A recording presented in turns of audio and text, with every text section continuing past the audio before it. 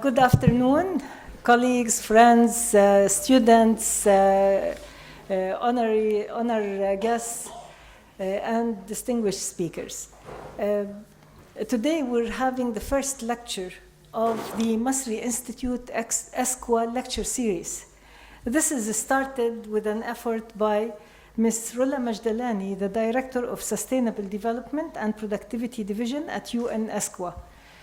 She opened our workshop last January on financing energy projects, and then over there we started the communication. This was followed by a visit by Ms. Radia Sidawi to AUB. She met with the dean, the associate dean, the energy studies students, and students from engineering who showed interest in internships at ESCWA, and we thought, what is the best way to enhance the cooperation?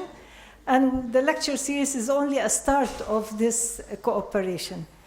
The way the format of today's seminar is going to be like this. I will be introducing the moderator, Dr. Nasser Htayet, and then he will be in charge and responsible of introducing our distinguished speakers.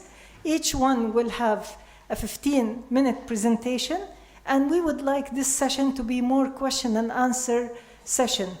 It's all videotaped so that those who are not able to attend will be can also watch this on the Masri Institute website. So I'll be introducing Dr. Htayet. Dr. Nasser Htayet, he's a board member of the Lebanese Petroleum Authority. He has been involved in energy sector, nuclear, oil, and gas for 32 years. He started as researcher and engineer in geomechanics of reservoirs with major European petroleum company. Afterward, he joined nuclear industry as geoscientist and head of geoscience directorate. His activities revolved around R&D that contributed in driving forward the knowledge of conventional and unconventional hydrocarbon resources. In parallel, Dr. Htayet was board member of French Nuclear Public Agency and senior expert at the International Nuclear Energy Agency of the Organization for Economic Cooperation and Development. After nuclear, he switched gears. He joined back the petroleum industry to become expert and technical authority for design and development of liquefied natural gas plants. Before joining the Lebanese Petroleum Authority as board member in 2003, he contributed to the development of hydrocarbon fields in Arctic regions. He has initiated several patents and has authored numerous scientific publications. During his industrial career, he has also acted as a professor at Paris Tech, Polytechnique School, Grenoble, and Lille universities. He had engineering degrees, Master of Philosophy and PhD from Grenoble Institute of Technology and MBA from HEC Paris. In 2004, he was the president of the Lebanese Petroleum Authority. Now he's in charge of engineering and technical development inside the LPA. So I think you can actually address all the issues that the speakers are gonna talk to us about. The floor is yours.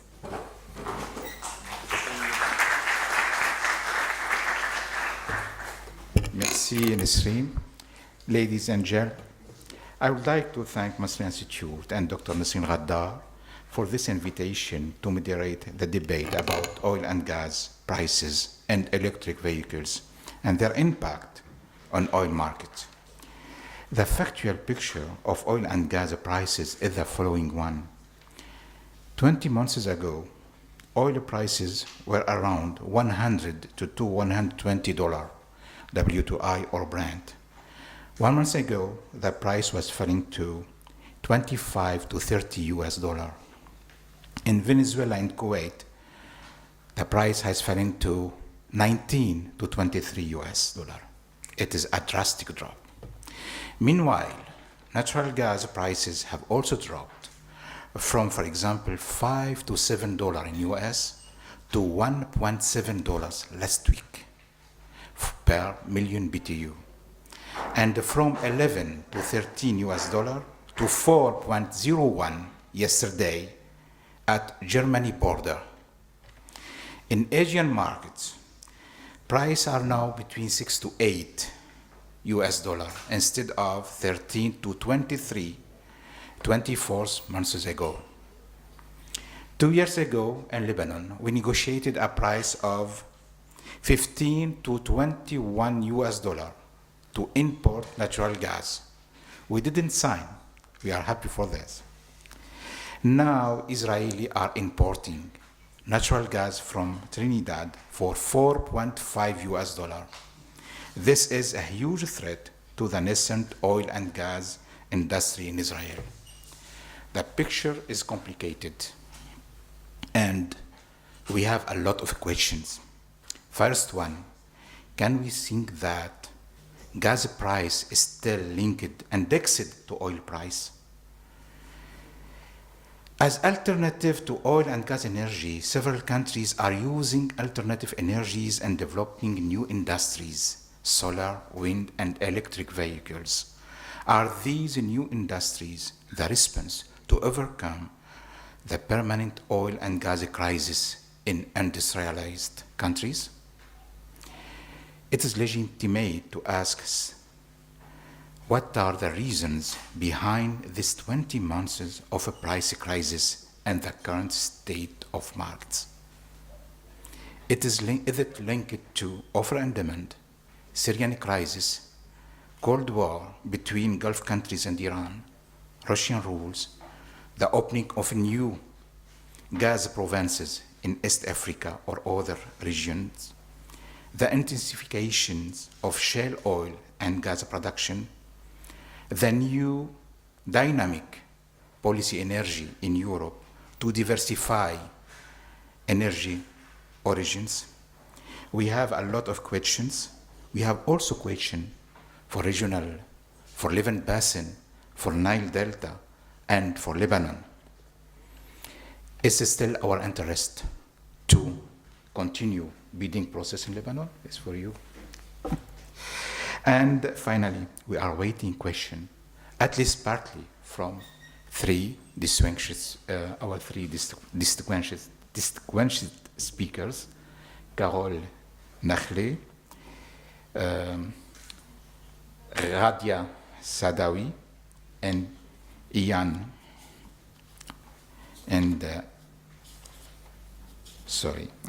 Walker. Let's start with Carole Nachle to talk about oil and gas, about oil price. Carole is a lecturer at Surrey University and director of Crystal Energy. Dr. Nachle is an energy economist with 20 years of experience in energy policy and investment, international petroleum contracts, fiscal regimes, and oil and gas markets. Dr. Nachle has worked with major and super major oil and gas companies, with policymakers such as House of Lords, international organizations such as IMF, World Bank, universities, and research institutions, Surrey University, Geneva University, and LCPS in Beirut. She's at the origin of the creation of the not-for-profit organization Access for Women in Energy. I remember we did the same in the 80s for mining industry in Europe. Dr. Nachle had authored 2 books, Petroleum Taxation and Sharing the Wealth. Carole, the floor is yours. You have 15 minutes to enlighten us about oil prices. Thank you.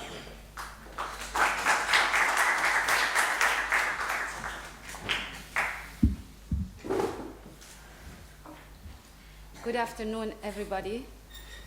I'm really very happy today because this is my first lecture at the Lebanese University ever, and it happens to be the AUB, even though I got my first degree from the Saint Joseph University. So I'm really happy to be here and to deliver this lecture. And equally important is the fact that I'm going to talk about a very timely topic. You may have read the newspapers or they watch TV about OPEC meeting on Sunday. So what we're going to talk about today in the next 15 minutes and later is something quite timely. I thought a reasonable title for this presentation would be, how did we get here and where are we going next? And I can tell you from now the conclusion, I don't know where we're going next. Hopefully we can come up with a conclusion together. But first, let's look at the oil price dynamics in the last 5 years. So if you think from 2011, 2010, up to summer 2014, we saw, as Dr. Hotait says, a rapid decline, a collapse in the oil price. And we moved from a high band of over 4 years of oil price hovering, rather very stable, around $100 a barrel. Then we moved from this high band to this low band price post-summer 2014 and 2015. So we quite moved from completely two different situations. Now, of course, for an economist like me, this did not happen completely unexpectedly. Actually, what was abnormal is this stable band, the top band, which happened between 2011 and 2014, because when you have a global market, stability is not the norm. Volatility is the norm. So that's why, from an economics perspective, we're just wondering, when will that stability in the oil price going to go one way or the other, either further up or going down? At the end, we end up going down. I'm going to share with you the story. So first of all, just remember that having stability in the oil price is abnormal for a global oil market, as we have here. Second, this is not the first time that this happens. We had these kind of collapses before. If you look at the history of the oil market, it's not the first time that this happened. We just got used to this high band of $100 a barrel. Now, what happened, which was pretty different from before, is the reaction of the market players, in particular OPEC. Because usually we tend to see OPEC cutting production when oil prices collapse in order to encourage a recovery in the oil price, as we saw in 2009 and 2010. But for this time, they did not do that. They just did not cut any production. And this is where people started to talk about some, what we call, maybe some conspiracy theories. And you may have seen this very famous publication from The Economist, the sheikhs versus the shale producers in North America and the USA. But when you look at the numbers, when you study really the numbers carefully, you can see that there was no major conspiracy. OPEC reacted rationally, and US producers were driven by commercial decisions taken by independent producers. As many of you know, when you use the word independent, these are very small players. So the word major goes for the big boys in the oil and gas industry, and independent are small companies that drove the shale revolution. So let's look at, before we be able to talk about where the oil price is going next, let's see what happened before. So if you look at the oil supply, between 2011 and 2013, we had two very opposing forces taking place at the same time. It was really a fantastic economic case that kept everybody busy. What happened here, what you see here, are the major supply disruptions from the major oil producers in the world, from Nigeria to Libya to Iran, you name it, yeah? So we put them on this slide. At the same time, around the same period, something else happened. It was almost barrel for barrel. So for every barrel lost, there was an additional barrel coming from North America with the shale production. And what you see here, this black line, is the oil price. And it was a question of time. So as you can see, two very opposing forces acting against each other. And that's why we had this temporary stability of 3 to 4 years. And what we were doing, my colleagues and I, were always asking, which force is going to get the upper hand? Is it the supply disruption, or there's this shale production from the US? And when we looked at the supply disruptions, we asked the question, how much worse could the situation go in the major oil-producing countries. And we discovered, yes, it could go worse, but it was not really a likely scenario. And what happened from after the fourth quarter of 2013, guess what happened? The shale got the upper hand. So shale production from North America exceeded the supply disruptions. And what happened to the oil price after that? It went down since summer 2014. Now, how did the oil players react? We said, I'm going to focus here with the oil price. I'm going to focus mainly on OPEC because this is really the major oil producer in the world as an organization. I'm going to talk about the shale producer in the US. Shale is what we call unconventional. But I'm going to bring into this picture something that people are forgetting about, the non-OPEC conventional production. Just a small difference for those who don't have really the technical background. We talk about conventional oil. This is the oil that we have producing for more than a century. We use a common technique for exploration and production. Unconventional shale is one example of unconventional. You need different techniques to produce that oil. I have to remind you that this is not a fixed definition because deep water drilling 50 years ago was called unconventional. So we always adjust the description of what is conventional, what is not. So let me start talking about OPEC. Of course, the first dilemma that OPEC faced when the oil price collapsed was this normal question that they would ask, to cut or not to cut production. If you were in OPEC's shoes, in Saudi Arabia's shoes, that would have been the question that you would have asked in order to safeguard the oil price and avoiding its collapse. But if you look at what happened, because you have to remember, shale is a new beast. We are dealing with a new beast. We don't know how it's going to react under different oil price scenarios. So this is where there was this kind, if you want, of confusion up to a point where do we cut production or we don't cut production? But under either scenarios, OPEC was going to lose some market share because in the first case, if they cut production, oil price will recover, but who is going to respond quite quickly? Shale. Because shale, unlike the traditional conventional oil, it reacts much more quickly to oil price than the conventional oil. So it's much easier to get the oil out or not to get the oil out from a shale well, depending on the oil price than it is with conventional. The same thing. Do we avoid cutting production as we did? The oil price would stay lower, but we were not sure how the shale production will react or what will happen to OPEC market share, which I will show you shortly. And as a result, the OPEC revenues will decline as well. The second dilemma, and this is what happened a few days ago, is to freeze or not to freeze. So back in February, and here on this graph, I would like to draw your attention to the following. The last country I added is Russia, even though Russia is not an OPEC country. Why? Because in February this year, Venezuela, Saudi Arabia, Qatar, and Russia agreed to freeze production, but that was a conditional deal. They agreed to freeze production, and again, not cut production, freeze production. That's why I highlighted that word in red. At January level, only if other OPEC members agree to do the same. And everybody was waiting anxiously for Sunday, for the Doha meeting on Sunday, which resulted for a decision of not to freeze. And to be honest, that was already predicted, and the market already factored that in. Now, against why that was happening, what happened to the supply outside OPEC?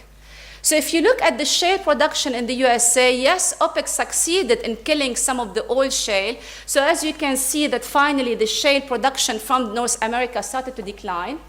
But remember what I just said about conventional oil. Just a small explanation. With conventional oil, when a company takes the investment decision to proceed with the development of a discovery, then you should expect a time lag of 7 to even 10 years before the oil production starts. So whatever production is coming today, it is the result of an investment decision taken 5 or 7 years ago. With shale, that time lag is much shorter than conventional.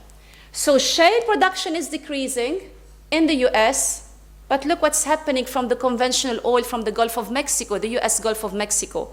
Record high expected to be reached in 2017. And this is not the result of today's low oil prices, it's because of the investments that took place in the periods of high oil prices. So you see, one thing coming down, another thing is coming up from the same country. But it's not just North America.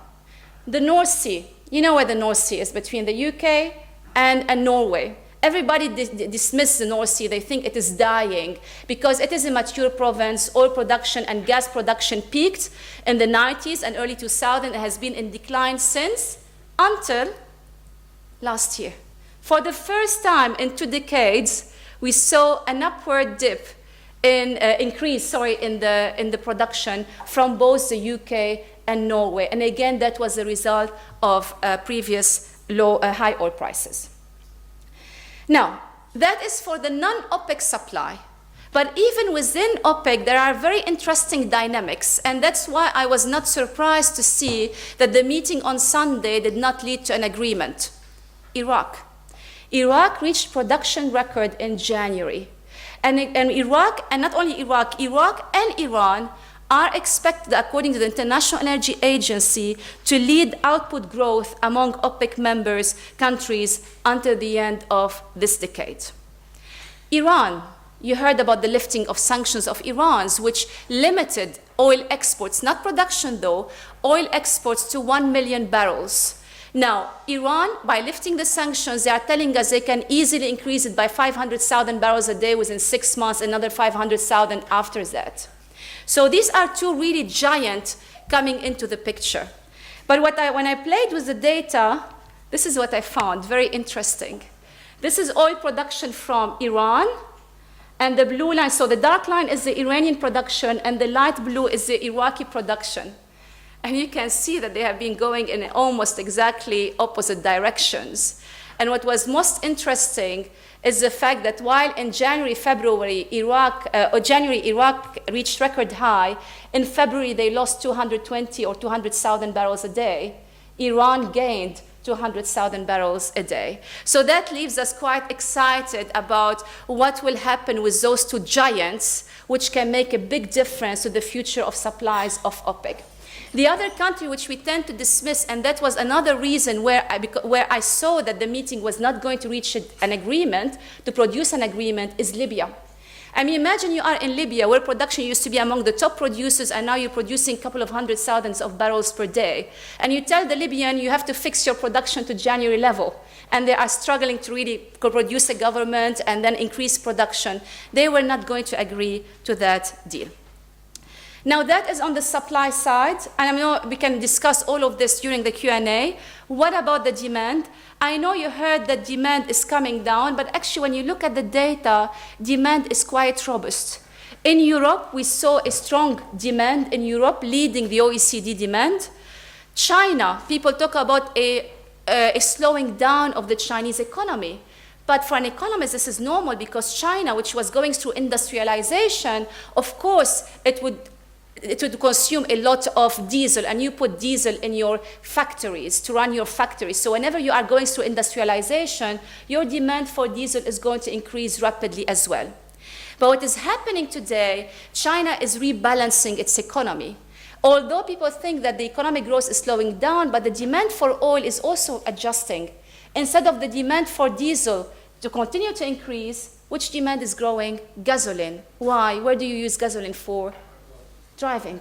Yeah? So the Chinese now have more money to buy cars, and they are spending it on that. And the other country that we also tend to forget is India.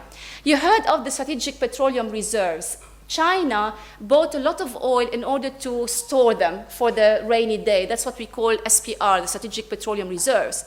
We don't know how much they build. We have some estimates, but the developing countries don't publish data on their SPR.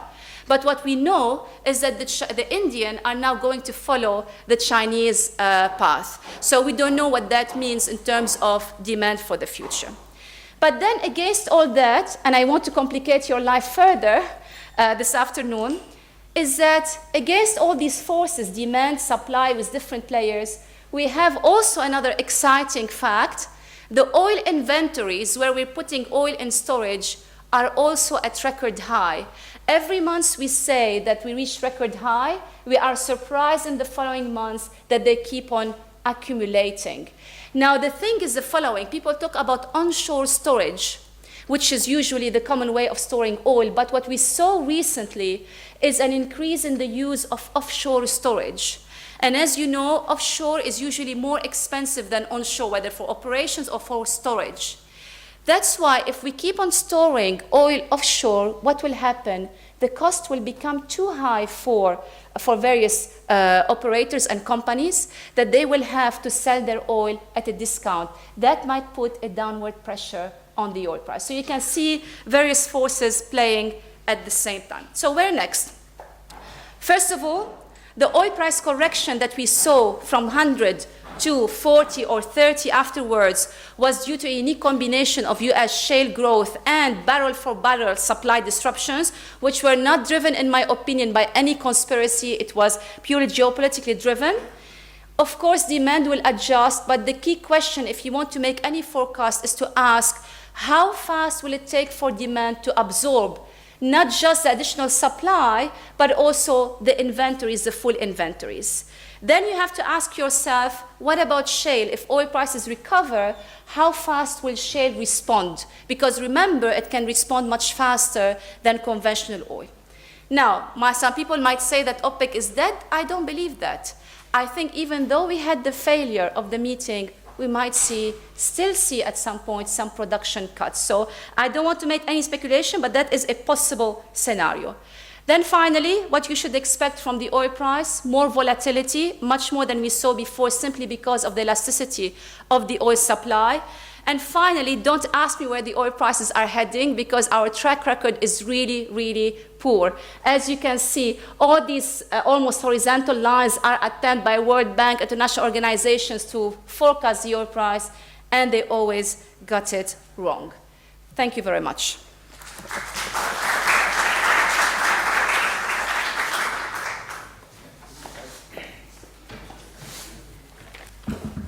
We will have a question session after Radia and Ian presentation. Now, let's talk about gas price with Radia. Radia Sadawi is the chief of the energy section in the Sustainable Policies Division of UN ESCWA Beirut. Mrs. Sadawi is graduated from Polytechnic School and holds a master's degree in business administration from Robert Gordon University. Mrs. Sadawi has an extensive and rich experience in petroleum economics, energy policy, fiscal regime, and market development. Before joining the ESCWA, Radia held several positions in Algeria with the Giant Sonatrach Company and with the Gas Exporting Countries Forum in Qatar. Radia, the floor is yours. You have 15 minutes to talk about gas price and markets. And I hope to have something to recommend, yes, to be recommended to Lebanon. Sure. Thank you very much.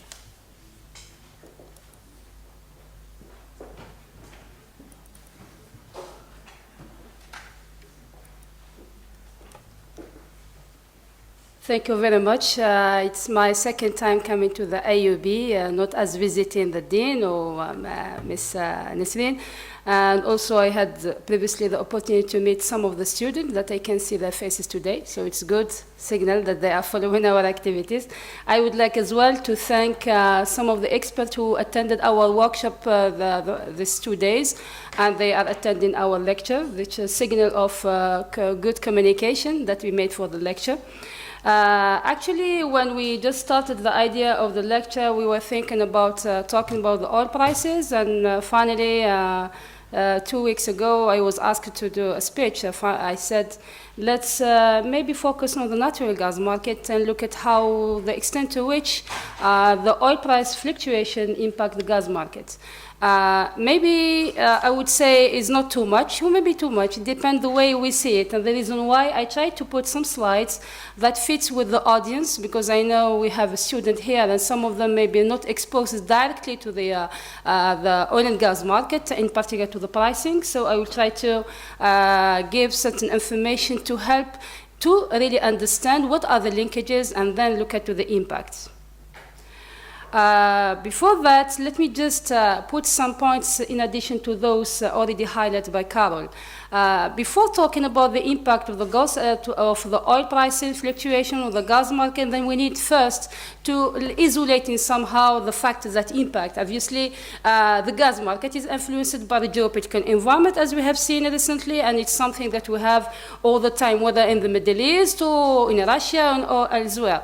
In addition, the economy was not recovering as much as we like all the forecast that we have made, and we still have a lot of risk in terms of the recovery. And this not only for within the Arab, I would say, Middle East and North Africa, but it's also in Europe, it's also in China, and also in the US particularly. The oil price, as indicated by Carol, that collapsed somehow, I would say, collapsed, or we may say that we had like not normal phenomena, even though we had it when we were maybe some of us were not born, but it's something it's happened from time to time. It's not historical, but it gives certain signal on the market. But obviously for the region, and I try to focus much more on the Arab region, which is the main concern of the UN ESCWA, and also because we are in Lebanon. So obviously this had an impact at the global picture and at the region level, because some of the countries are exporters and those importers. This doesn't mean that those importers took benefits from the oil price decline. There are a lot of parameters that we need to consider in addition to that. When we look at to the gas market, and in particular the gas pricing, I will give certain figures on the way gas is linked to oil. But what is like as a conclusion, I would say, if we look at what we realized since the 2010 and obviously the 2014, 2015, we see that there is, in a way or another, direct or indirect linkages to the oil, and we had in the gas market suffering somehow from the shaking in the oil industry. You will see that most of these reasons are linked to the associated gas and the rich shale in terms of gas as well. What was also highlighted by Carol is the US shale boom. Sometimes people call it the shale revolution. And I specify that we are talking about shale. We are not talking about the general unconventional, because we are talking specifically about the shale oil and shale gas that impacted not only those producing countries members of the OPEC, namely Algeria and Nigeria, for example, who do have light crude oil, and obviously they were not able to sell their production to the US, which was one of the major markets. In addition to that, we have for the impact on the shale oil, and because it's added also to the shale gas, that with this you have additional gas, and obviously with the North American market, more importantly the US market, was a niche for most of the producers and the exporters, talking about those in the Middle East, not those who are mainly Russia, which is located in the European market. But I would say that this had an impact on the oil market and also in the gas market. The other element that most importantly made the equation more complicated is the economy or the growth in China. China usually it's seen as a niche market, I would say the growth market for all those who sell oil and gas, but not necessarily for gas, I would say, because just recent years that we see China through policy oriented try to increase much more the penetration in gas in the power generation and also thinking about transportation sector. However, we see that as well China trying to develop the resources. It's mostly unconventional, but I would say what was successful so far is the coal-based methane, which is also an unconventional gas. In addition, the prospect in terms of shale, there was a lot of focus and effort to do that, but they couldn't replicate so far the exercise of and the experience of the US. So basically China, we experienced during the last 2 years doing some scenarios about China hard landing or soft landing, and thanks for God that we didn't have hard landing and just a smooth decrease in terms of growth, which was acceptable, but impact impacted in somehow the trade within as a global picture and also within the region with the Middle East in particular. Even though, as indicated by Carol, we finished but finding that China did a lot of, how we call that, storage in terms of oil purchase, but at the same time, we see that the impact was not as much that we expected. The other element, and also Carol indicated that because we couldn't expect as much from China through the policy of industrialization. The other important element that's have an impact on the region is that as producing and exporting countries, if I would say those who have 56% in terms of oil reserves and more than 30% in terms of gas reserves, we do have somehow a dominance in terms of gas and oil reserves, I would say, because resources we can talk later on and it still have a lot of uncertainties. But within the Middle East, if we add the destabilization that we had from the war in Yemen, for example, the deal done by Iran and the friction between Iran and Saudi. So all in this added to Libya, the security in North Africa as well. So all in this added to the equation and make the situation much more complicated to the region. So in this element, if we consider all these elements, this all impacted the investment. And we can give certain figures in terms how we have seen the investment in the oil infrastructure and also the new discovery that were made since a long time ago, and this is also impacting with the NOCs, the national company or AOCs, but obviously within the region and also globally, there was, whether we like it or not, impacts on the gas investment in terms of infrastructure and in terms of putting some project online. And I'm focusing here on the production field and at the same time midstream in terms of transportation, the case of Russia, and I'm also focusing on the LNG project coming from Australia and coming from Canada. Let's just give some certain figures in order just to give light on what happened exactly. I just put in the histogram the gas demand and market production. Even though we all the time say we are trying to promote the role of natural gas as a clean energy in terms of fossil fuels and just before the renewables, but obviously what we have seen during the last few years that we have an increase, but not as much we had a few years ago. As you can see, just 1.5% in terms of growth, in terms of supply and demand, which is less than behind the 10 years that we experienced it at the average level. We had, obviously, the depressed international gas price, and I'm coming to that, and we remain having the US as a major producer and a major consumer as well. You can see that the increase in the production, as we can see it, is much more from the US, North Africa, North America, but driven mainly from the US because Canada still have a lot of problem in making their projects profitable. In addition, we have the CIS, which is mainly Russia and Turkmenistan. In Russia, obviously, with the situation loss in revenue from the oil revenues, then obviously we had much more impact on the gas production, and they revised their production as well at a certain lower level compared to the previous years, due again to the uncertainty towards the demand, mainly to Europe, where 30% of the gas in Europe is supplied by Russia. In addition to that, we can see the muted growth as indicated in China, even though there was in terms of volume, but in terms of growth, it's not as much as we experienced it. But at the same time, natural gas finds itself also with the competition with nuclear and coal, and this mainly in South Korea and Japan, when Japan is not clear yet in terms of policy whether they are trying to move with the new plan and after the disaster in Fukushima a few years ago. At the same time, we see that they are still have appetite to take much more natural gas for much more cleaner energy, but at the same time, they try to get benefit from the situation of having lower coal price. In addition to that, I want to say one of the important elements that we experienced is that within, and I stress this in the Arab countries, we faced whether in Egypt, basically Egypt, which used to be an exporter of gas, now Egypt instance transition to be net importer, and recently we have seen an import not only from Qatar during the last few years, but also from Algeria and Russia as well, in order to commit their export commitment and to satisfy the local market, which is heavily dependent on natural gas when it comes to power generation, which is good for Egypt. Obviously, still natural gas use is much cleaner than other fossil fuels, but at the same time, this puts a situation for Egypt when getting this low prices to take benefit from them, but it was not as expected, obviously.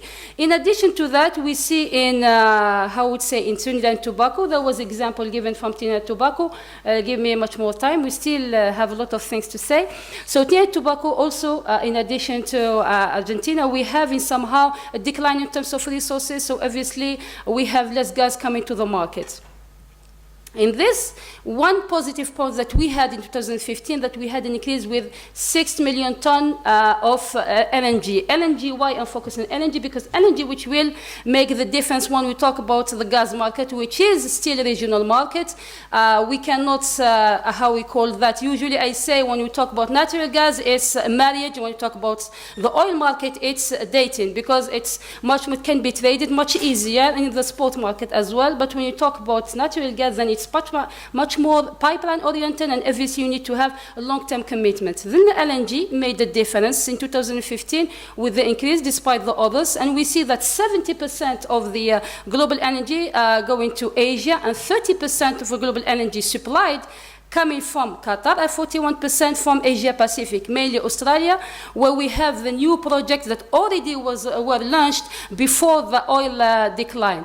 And this come to explain what are the differences in terms of the oil differences within the different market. As you can see, I just put on the graph and put the loop on it where the period when we started having the decline, and you can see the different prices depending on the market. We see the Brent dated dollar per million BTU when it's declined at the lowest, even hitting the NBP by in 2015.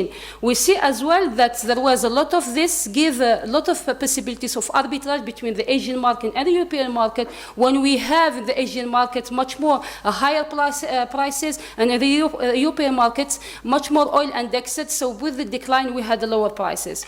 With this, I tried just to put, and you will have this information for those who don't have how the gas pricing is mechanism.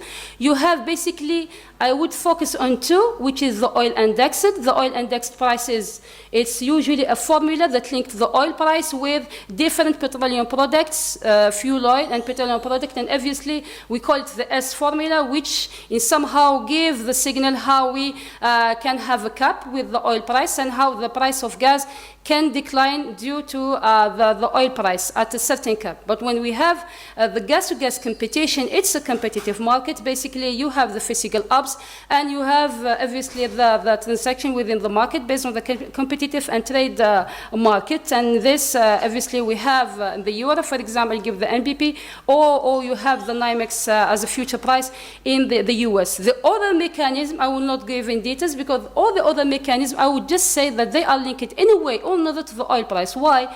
Because usually you have the prices that are defined within the country, which we call them national price, regulated by the country. They can in a way or another link it to the oil price when the country are producing or exporting. At the same time, even when we talk about bilateral agreement between the countries, this is also in a way or another may be linked to this. So obviously, even though we will be focusing, usually this is the discussion when we talk about the gas pricing, it's the oil index and gas-to-gas competition. But we forgot that within the specific country, we are impacted by the subsidies for those who are applying subsidies within the market. And obviously, when we talk about subsidies directly, it's this linked to your revenues.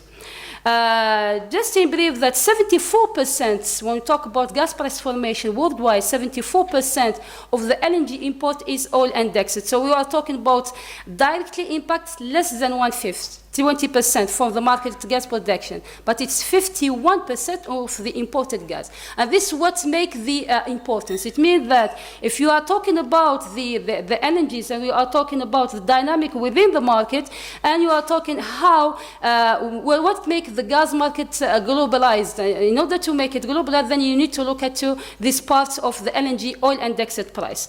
This also, it's not the same when we look at the world consumption, the domestic consumption, which is much more gas-to-gas competition, or others, as I indicated, regulated. And you can see that it's mainly Africa and Middle East who are much more regulated, or bilateral agreements. When the US, mainly in North America, it's 100% gas-to-gas competition.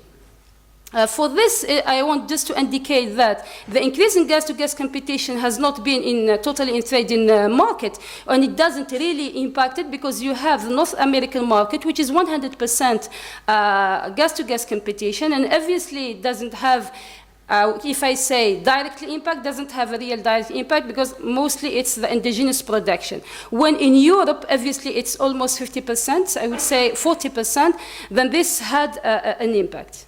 Another important element that since 2009, which right when we have seen the certain conversions between the oil index and the gas-to-gas competition, as you can see in this graph, and explained mainly by the growing influence of the up indexation in Europe and by the growing share of spot and short-term energy markets. Sorry. No problem, Carol. Talking about this conversion, so I would really focus much more on those which make the difference, which are the North American market, and which was obviously the focal of the discussion when we talk about the oil price decline, and also talking about shale gas and shale oil. If you look at the U.S. natural gas total consumption, you see there is a growth, but not as much as it was during the last few years. And how we explain this? Even we had during the last previous year, and mainly since June 2014, because you don't have as much, I mean, when you have a decline in oil prices, does it mean you have directly the impacts? Especially they may have a delay that may go even to 6 months delay in order to see exactly the impact on the gas prices, depending on the way you are doing purchasing your production. So obviously, the natural gas consumption was not as expected because during the difficult period of the U.S. in terms of economy not really recovering, we have seen that especially in residential sector, less use. Why? Because they try to use their money in order to, reimburse their debts. And in this situation, this didn't really give a real, impact on the consumption, and it was not as much, it didn't impact too much the pricing because it was already low. Talking about the U.S. and how the U.S. could become the short-term gas, this is possible. This is possible because we have seen even negative cash flow for some companies operating in the shale, whether shale gas or shale oil, and we have seen as well, more importantly, what is important in shale activity is the ring, because you need to drill several wells in the same place, so obviously you need a lot of optimization in terms of equipment, and we have seen really a decline in this activity, which impacted obviously the total production from the U.S. So I would say that the lower, when the price is low in the U.S., then it leads automatically to lower oil production, which is directly linked to the gas production, which will be low.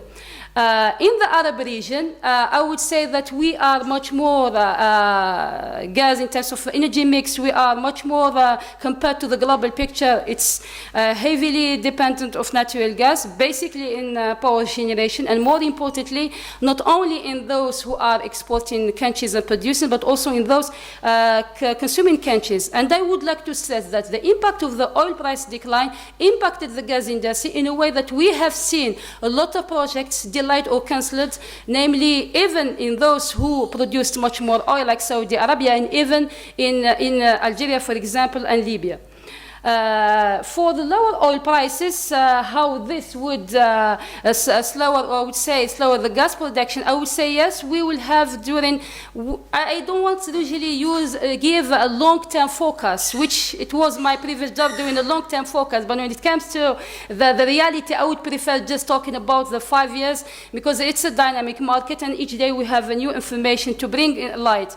What is important, as you can see in the histogram, that we will have growing demand, yes, yes, for natural gas. Natural gas will gain market share, but there is a lot of uncertainty. Why? Because we see that a lot of cut in terms of gas upstream investment. And so in terms of infrastructure, we have seen Russia delaying certain projects for Europe and focusing much more in China, having problem of financing. So all the situation, bring the situation that there will be a certain, I would say, uncertainty in terms of the future of natural gas. But within the US, we still have the 1 TCM, trillion cubic meter, that we expected during a few years ago. And this is due as well to the new coming of LNG. The LNG that we will have will be remained at the one under construction, namely from Australia and the US. And as you can see in the graph, and obviously the together are not really impacting, were not really impacted by the oil price because the project were already launched and already in somehow started the operation. And 90%, I would say, from the additional LNG coming from these two regions. But the prospect is not as certain for the new project. Namely, we have a lot of uncertainty in the Canadian projects. They will not be profitable at this price of oil. And obviously, in addition to that, the Russian project as well will not be concretized. So all in all, I don't want to also to add in like the East Africa as well, that will be also impacted. And obviously the LNG industry in general is very capitalistic. So if you don't have a contract already established, if you don't have a market that you already identified, at least part of it, then you cannot make your investment profitable. I want just to conclude with some elements as my point of view with regard to the market. I believe that lower oil prices will continue to have a major impact on the gas market, even though we have seen little impact in terms of indexation, but this directly influences the investment.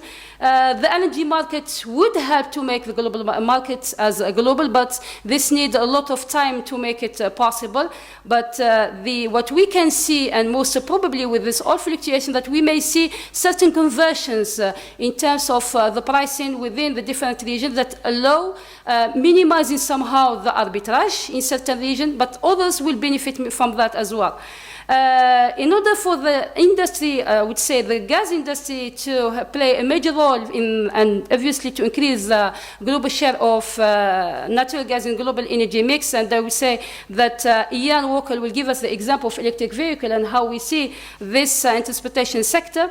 I would just say that we need within the Arab region to have, more importantly, to push much more towards sustainable, oil price financing, and at the same time look at other sources or use the reserves that we have in order to develop diversification of our economy, at least for those not only producing but also those who are importing, and to learn from the expenses of others. And we need to take into consideration and get the support from the technological advances. At the same time, we need to look at to have much more efficient policy that would help to improve the marketing somehow and to stabilize the marketing somehow. And with this, I finish my presentation. Thank you.